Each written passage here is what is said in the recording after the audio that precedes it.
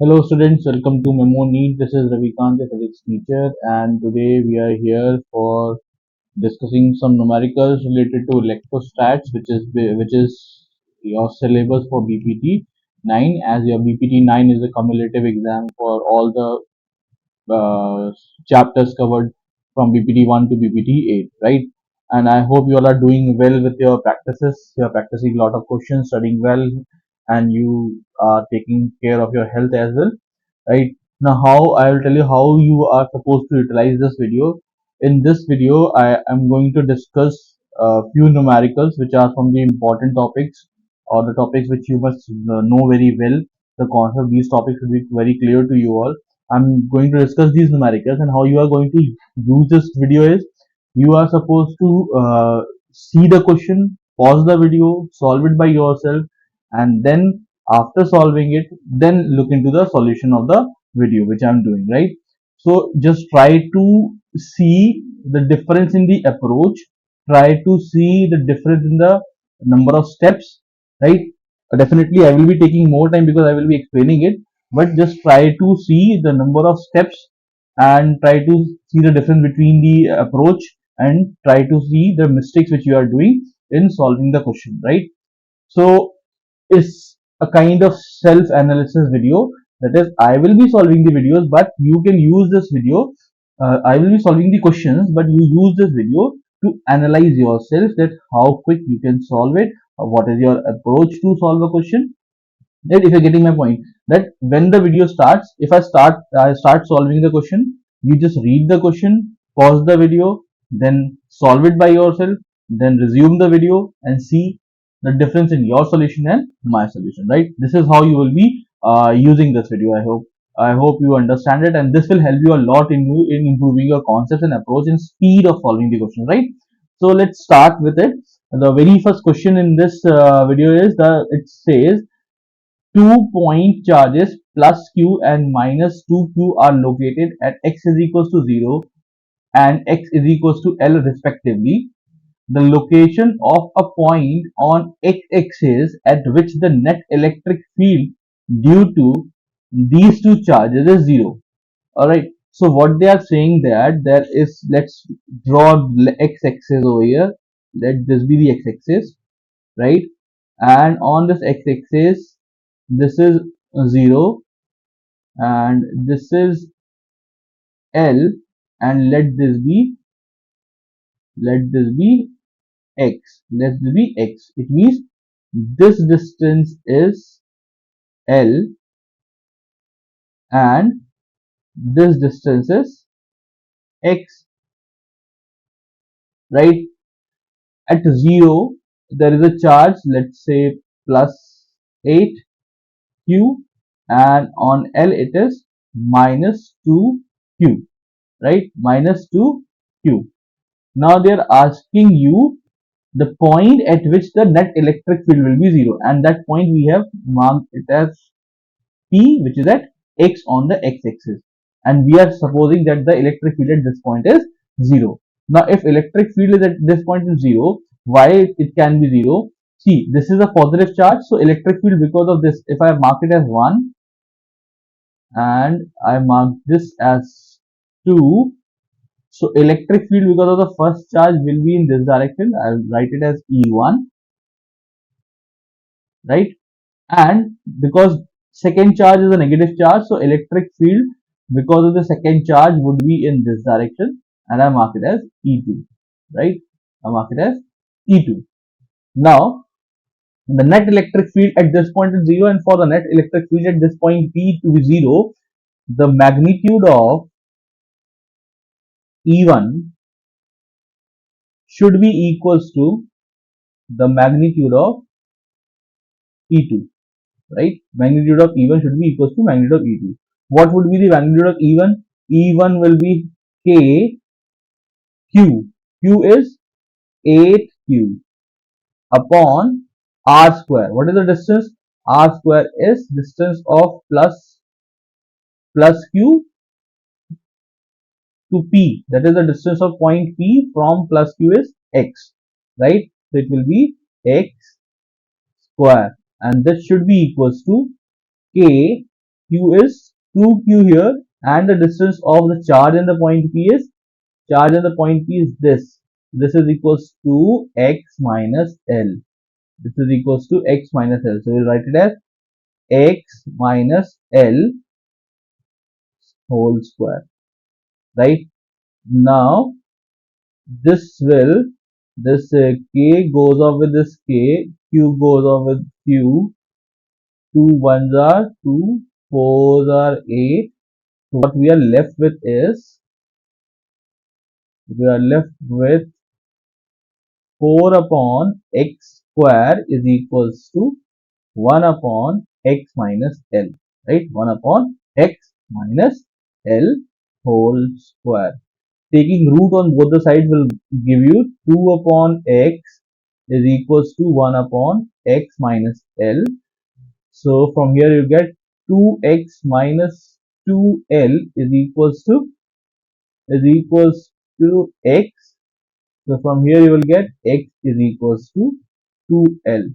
That is the position of point P. This point P here, this x will be equals to 2L. It means this distance is L.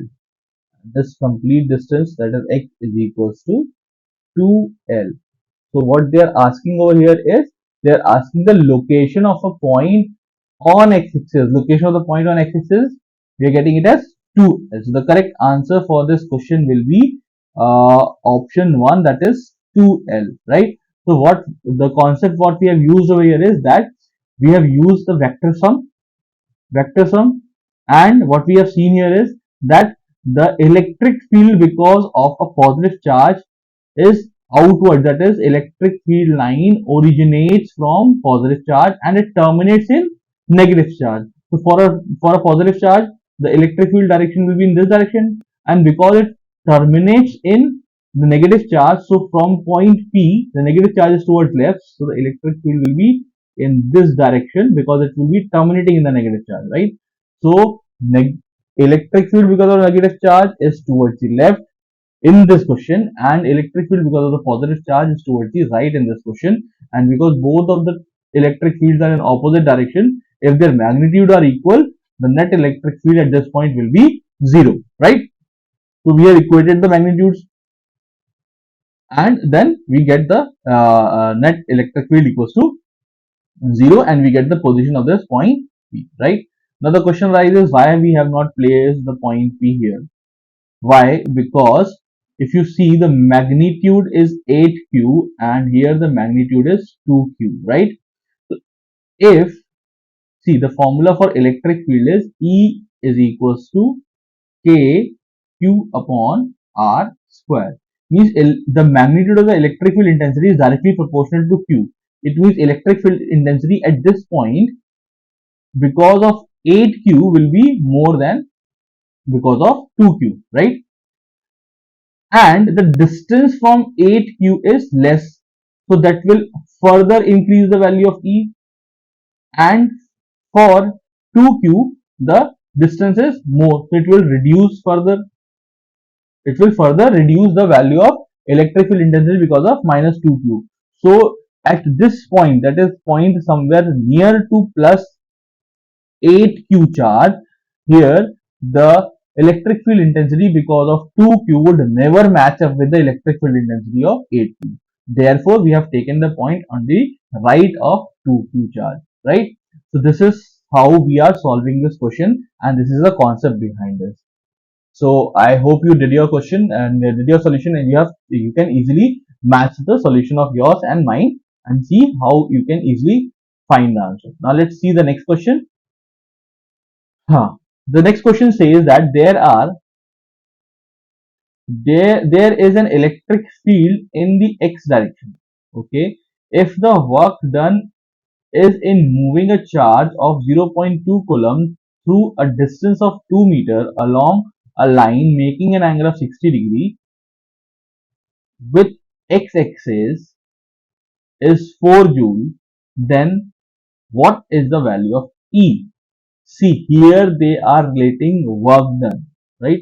Work done, and that is energy, work done 4 joule.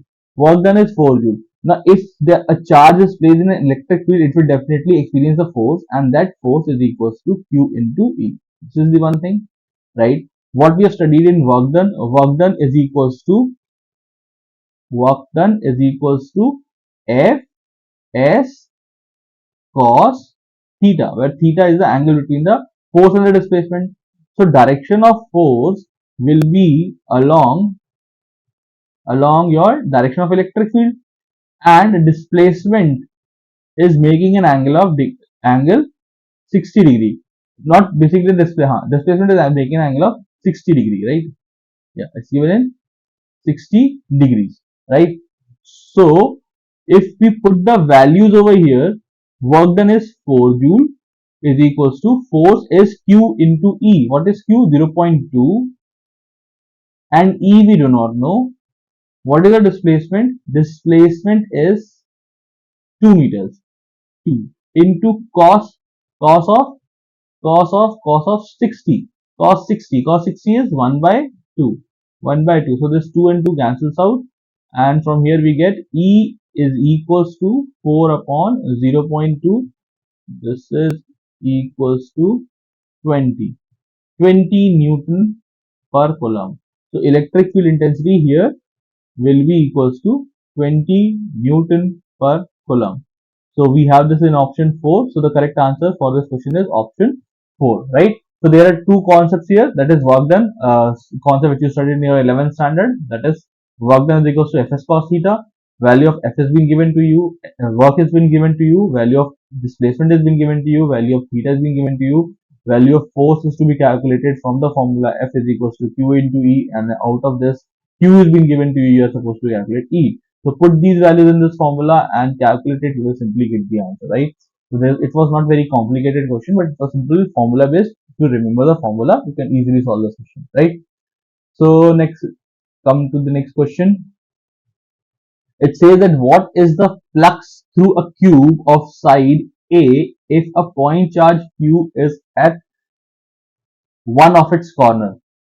So if you remember your solid state, you have studied in your chemistry, right? Solid state. In solid state, if an atom or a particle is placed at the corner of a cube, then its contribution to the cube is 1 by 8, right? So if a charge q is being placed at a corner, its contribution will be q by 8. Now by Gauss theorem, if I draw a Gaussian surface around it, right, a Gaussian surface around it, enclosing only the charge which is contributing to this cube, right, or if you take this cube itself as a Gaussian surface, right, if you take this cube itself as a Gaussian surface, the charge within it will be only q by 8. So if the charge within is only q by 8, then the flux passing through is q upon epsilon naught, and q over here is q by 8. So q by 8 epsilon naught would be your answer, right? So let's see. It's we have it in your option 2. Option 2, epsilon naught has been not given. It's epsilon naught, right? Epsilon naught. So the correct answer is option 2. Simply, if you remember the solid states, in solid state, any atom placed at the corner of a cube gives its contribution as 1 by 8. It has its 1 by 8 contribution. Similarly, here, if a charge q is being placed at this point, it will have only q by 8 charge within the cube, and only q by 8 charge will be contributing in the flux passing through this cube. So the correct answer here will be q upon 8 epsilon naught. So again, relating chemistry and physics. Now next question says that a charge q is distributed over two concentric conducting thin spherical shells of radius r and capital R, where capital R is greater than R. Now, if the surface charge density on the two shells are equal, the electric potential at the common center is, okay. So the scenario over here is that we are having two shells. This is one shell and this is another shell, right? Its radius is r, and this radius is capital R. One of the shell, let's say inner shell, has a charge q1 and the outer shell has charge q2, but they say that they have charge q is distributed, so it means q1 plus q2 is equals to q, right? Because they say that the charge q is distributed over two concentric conducting thin spherical shells of radius z. They also say that if the charge density of the two shells are equal, charge densities are equal, it means charge per unit surface unit area, right? Because the charge is on the surface area, right? So the charge per unit area is will be, we will write it as for, let's say, the smaller shell, it will be q1 upon 4 pi r square, and this charge density is equal to the charge density of the larger cell, that is q2 upon 4 pi capital R square. So 4 pi and 4 pi cancels out, and from here what we get is your q1 upon q2 is equals to small r square upon capital R square. This is the thing which we are getting here, right?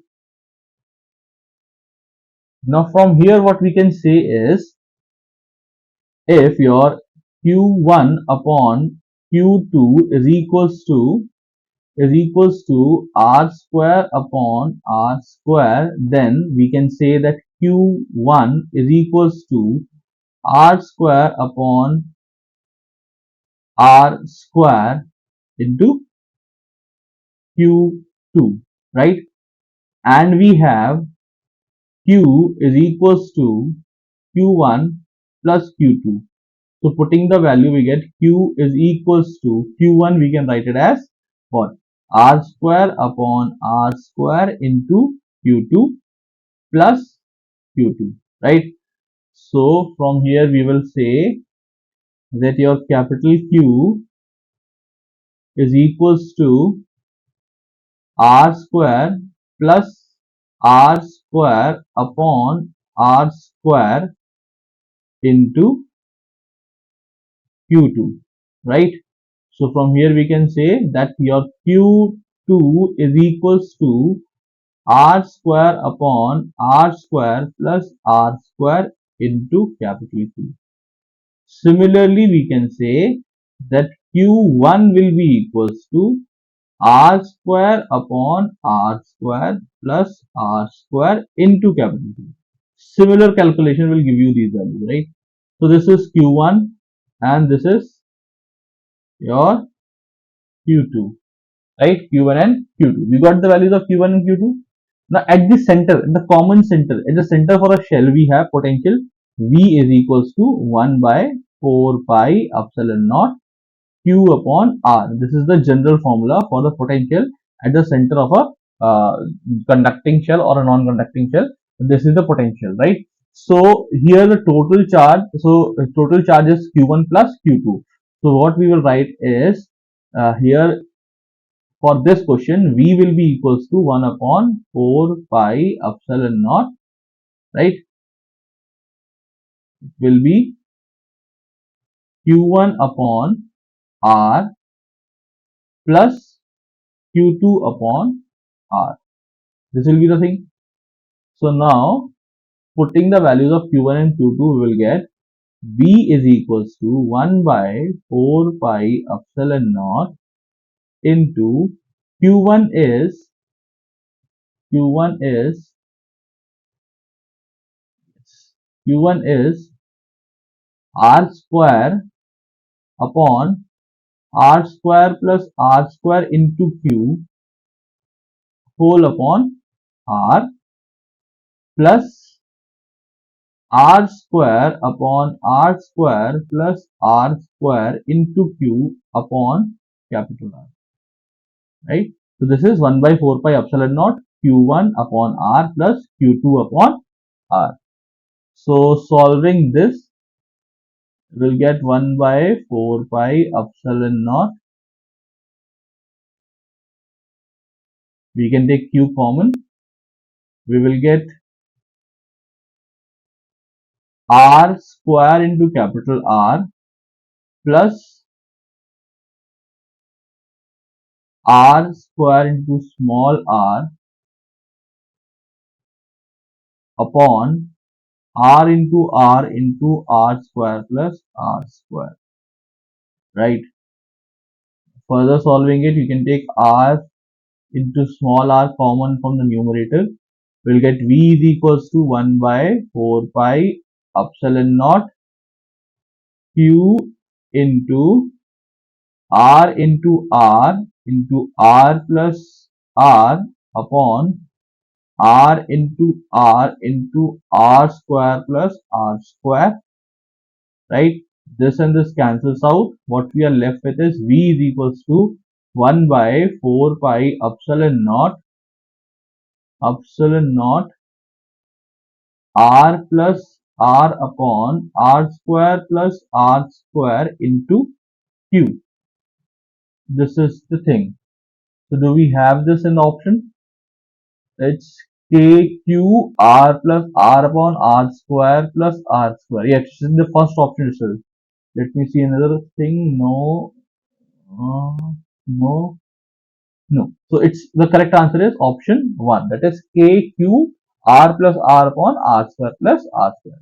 It was a bit lengthy question, but this is the way how we will be solving it, right? So let's move to the next question.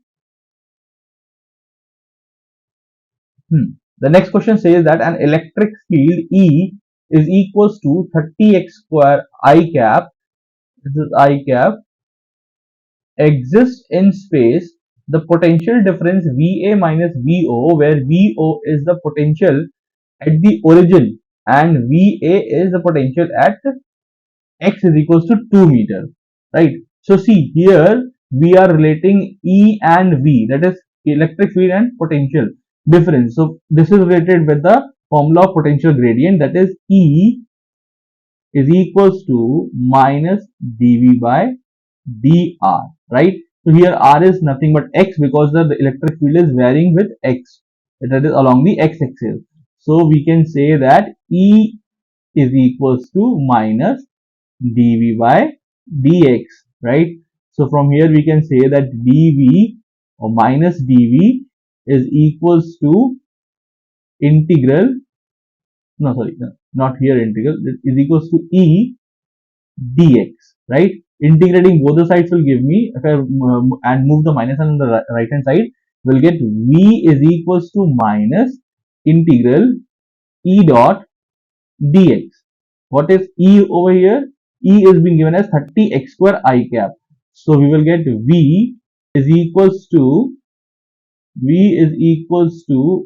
integral of 30x square dx, right? So it will be V is equals to 30x cube upon 3, right? X cube upon 3. So from here we'll get 10x cube. So V is equals to 10x cube. Now from where to where we are moving?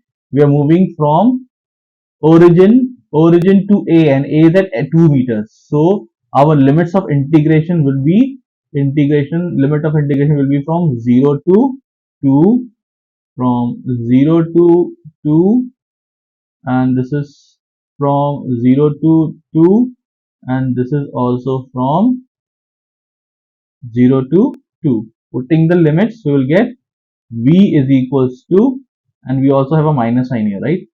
Minus, minus, and a minus here. So we'll get minus 80, because x cube 2 cube is 8, so 80 volts. So V is equals to minus 80 volts, right? So do we have this? Yes, we have this in option 3, that is minus 80 volts. So the concept of potential gradient, that is if we move in the direction of electric field, that is what this potential gradient is, that if we move in the direction of electric field, the potential will drop, right? This is what is the interpretation of this mathematical expression written over here, that is E is equals to minus dV by dr. Minus dV by dr means that if you are moving in the direction of electric field, moving in the direction of electric field means moving in the direction of electric line of force, the potential will drop. right? So by this concept, we got the value of potential difference at x is equals to 2 meters because of the electric field, which is 30 x square I cap, right? Next, question number 5, it says a parallel plate capacitor with air between the plates has a capacitance of 9 picofarad. It means if I write the data, I would write it as C naught is equals to 9 picofarad, right? 9 picofarad. The separation between its plate is now filled with two dielectrics. One of the dielectric has dielectric constant K1 is equals to 3 and thickness d by 3, while the other one has dielectric constant K2 is equals to 6 and thickness 2d by 3. Capacitance of the capacitor is now. So in this scenario, what they say that there is a capacitor, and when the air is being filled between the plates, its capacitance C0 is 9 picofarad. Now they are filling this capacitor with two dielectrics. The dielectrics are of different thicknesses. So let this be like this. So now this dielectric has a constant K1 is equals to 3, right? And this has K2 is equals to 6. This separation is d by 3 and this separation is obviously 2d by 3, right? 1/3, so 2/3. Alright. So this can be redrawn as two capacitors which are connected in series, Let this be C1 and this be C2. Here the dielectric constant is 3 and here dielectric constant is 6. This thickness is d by 3 and here the thickness is 2d by 3. So if we see C0 was basically A epsilon naught D, where A is the area of the plates and D was the separation between the plates. So this was equals to 9 picofarad, right? Now if I calculate C1 will be equals to the area of cross section of the plate is same, right? But the medium between it is of dielectric constant 3, so we'll write it as 3 epsilon naught upon d is now d by 3, so it will become 9 times of A epsilon naught upon d, or you can say C1 is equals to 9 times of C0, right? And C0 is 9 picofarad, so again we can say this is equals to 81 picofarad, right? Now similarly calculating C2 will be equals to A, K is 6 over here, epsilon naught upon D is 2D by 3. So this will be equals to 18 A epsilon naught upon 2D, and this would result in 9 A epsilon naught D as it is of C1. So what we can say from here is that is C1 is equals to C2 is equals to 81 picofarad. Now they are saying that these two capacitance of the capacitor now. So these two capacitors, if we see, now can be considered to be two capacitors C1 and C2 connected in series. So when they are connected in series, their equivalent capacitance C equivalent will be equals to C1 C2 upon C1 plus C2, and because both of them are equal, then it will be equals to C1 upon 2, which is equals to 40.5 picofarad, right? 40.5 picofarad. So 40.5 picofarad. So this is the capacitance, a new capacitance of the capacitor when the dielectrics of two different dielectric constants are being inserted into a capacitor of 9 picofarad, which had air as its medium. So the correct answer is 40.5 picofarad, which is option 4. Option 4 is the correct answer for this question, right? So what we have seen here is we have used the basic formula of capacitance, that is C naught is equals to A epsilon naught upon D, and C is equals to C, that is whenever a dielectric being inserted into the formula which we have used is, that is C naught is equals to A epsilon naught D, this is with air as a medium, and C is equals to K A epsilon naught upon D when a dielectric being inserted into the capacitor, right? These two formula are being used, and since the dielectrics are inserted here and they are placed like this, so area of cross section of the plate is not changing. What is changing is the thickness. Now when the thickness is changing, we can consider that these two capacitors, this one capacitor has been broken into two capacitors, and those two capacitors are connected in series, right? So this will be connected in series, considered to be connected in series, and then we can calculate the equivalent capacitance, right? So this is how we'll solve the this question. Now next question says that a 10 microfarad capacitor is fully charged to a potential difference of 50 volts. After removing the source voltage, it is connected to an uncharged capacitor in parallel. Okay. Now the potential difference across them become 20 volts. The capacitance of the second capacitor is, alright. So see, there is a first capacitor. There are two capacitors involved. Let the first capacitor be C1, and it has its capacitance of 10 microfarad, and it is being charged to a voltage of fully charged a voltage of 50 volt. It is being charged to a voltage of V is equals to 50 volt, right? We have a second capacitor C2, and we do not know its capacitance, and it is an uncharged capacitor. So we will take it as V2, and this is V1, and this is V2. V2 is equals to 0. Their common potential V is being given to us as 20 volts. So when two capacitors are connected, then their common potential is being given by the formula V is equals to C1 V1 plus C2 V2 upon C1 plus C2, right? C1 plus C2. So here V2 is 0, so this term will become 0. So what we are left with is V is equals to C1 V1 upon C1 plus C2, right? C1 V1. Now putting the values, we have V as 20. This is equals to C1 was 10 microfarad, 10 to the power of minus 6, into V1 was 50 volts upon C1 is again 10 into 10 to the power of minus 6 plus C2, right? Plus C2. Now cross multiplying, we will get 200 into 10 to the power of minus 6, 10 to the power of minus 6 plus 20 C2 is equals to 500. It will be 500 into 10 to the power of minus 6. So from here we get 20 C2 is equals to your 300 into 10 to the power of minus 6, and this will go off, and this will give you how much? 15. So C2 is equals to 15 microfarad. C2 is equals to 15 microfarad. Yes, we have 15 in our option.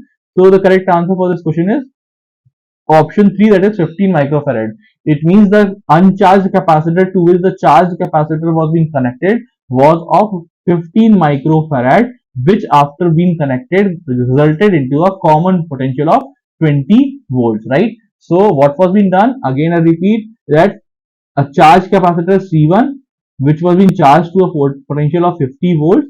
The capacity of the capacitor was 10 microfarad. Now after getting charged, when it was being disconnected from the source, it was connected to another uncharged capacitor of unknown capacitance, and the common potential of this was being equals to found to be 20 volts, right? So the common potential has been given by the formula. Again, the formula, remembering the formula is very important. How to remember the formula? If you practice the questions more, every time when you are solving the question, write the formula which you are using, and where repeatedly you will be doing this, definitely you will remember the formula, right? So the formula which you are using here is the formula for the common potential when the two capacitors are being connected to each other, that is V is equals to C1 V1 plus C2 V2 upon C1 plus C2, right? Now the the last numerical for this video, it says the effective capacitance of parallel combination of two capacitors C1 and C2 is uh, 10 microfarad. So it's a parallel combination. So the first thing which we interpret from here is that is C1 plus C2 is equals to 10 microfarad, right? Okay. Now then they say then when these capacitors are individually connected to a voltage source of 1 volt, the energy stored in the capacitor C2 is 4 times that of C1. If these capacitors are connected in series, their effective capacitance will be, okay. So when each capacitor is individually connected to 1 volt, so let the energy in C1 be written as U1, and this will be equals to half CV square. Using the formula half CV square, it will be C1 into V is 1 square. So we will get U1 is equals to half C1, right? Similarly, if I write the energy stored in the capacitor C2 as U2, this will be equals to half C2 into 1 square is equals to, so we'll get U2 is equals to half C2, right? Half C2. Now what they say that the energy stored in the second capacitor is 4 times that of in the first capacitor. It means they say that the energy stored in the second capacitor is equals to 4 times the energy stored in the first capacitor.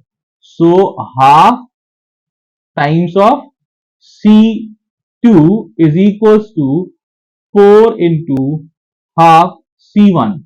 So this half and half cancels out. What we get from here is C2 is equals to 4 times of C1. Now if C2 is equals to 4 times of C1, we have with us is that C1 plus C2 is equals to 10 microfarad. So using this form, that is this relation, this C2 is equals to 4 times of C1.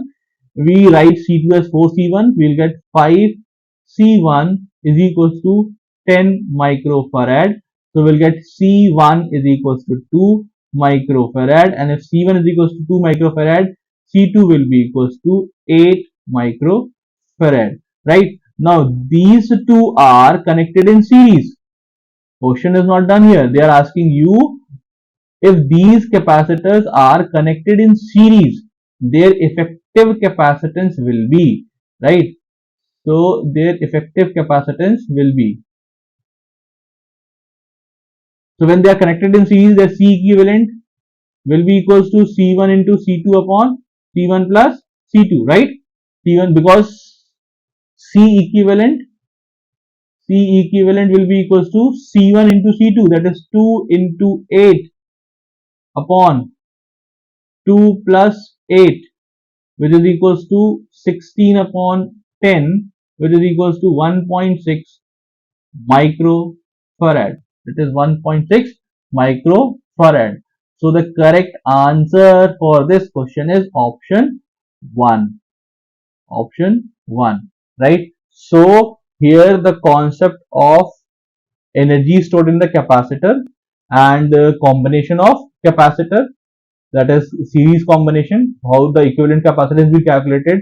Again the formula C1 into C2 upon C1 plus C2, and here the energy, the formula for energy which we have used here is half CV square, Using these formula we came to the result of this question, that is the answer of this question is 1.6 microfarad, right? I hope you followed the way I asked you to do to watch this video, that you pause the video, solve the question by yourself, then again resume the video and saw the solution which I am giving, and then found the difference between your approach and my approach. If it is same, then it's very good. If you are solving questions faster, it's very good. If you find difference, try to cope up with the difference and try to learn things which are new for you, right? So I hope this video was helpful for you all. Please do practice more and more questions. for a better understanding of approach of the questions, you can go for the PYQ NTA PYQ book offered by this Neet, offered by MEMONEET, and if that would be very helpful for you because it has the question in such a manner. I've been telling every time that it has question in such a manner that you will understand the strategy of NTA, how the questions are being framed, and reading the explanations of those questions, you will understand how to approach these questions, right? So, and the videos which I'm giving to you all will be an add-on to it, right? So I hope you understood how to approach the questions. Thank you. That is all from my side for today.